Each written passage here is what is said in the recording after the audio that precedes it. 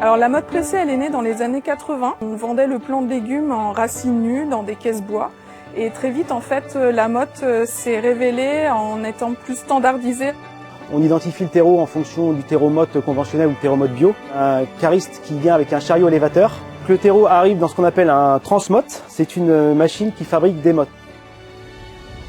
La barquette donc est acheminée vers un tapis de repiquage.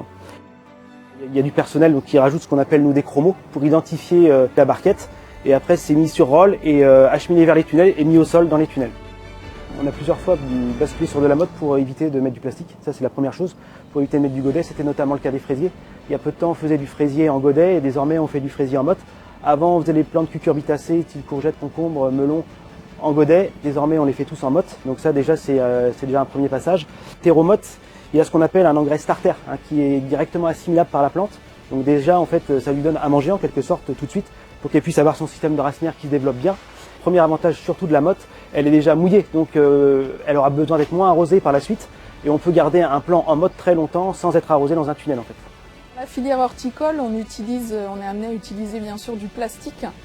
Aujourd'hui, la motte pressée nous permet justement de trouver ce compromis de moins en utiliser.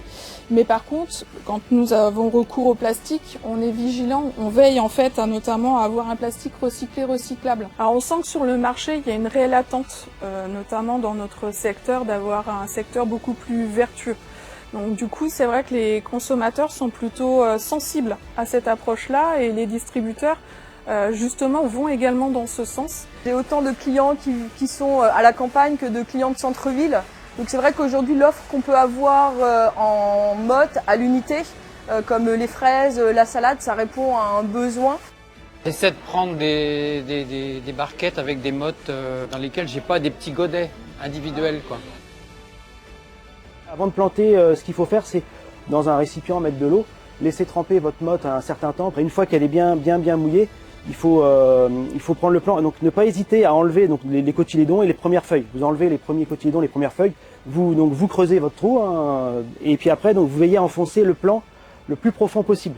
Là il y a plein de petits départs. En fait là ça fera des futures racines. En fait tous les petits poils qu'on voit à la base du pied, ce sont des futures racines.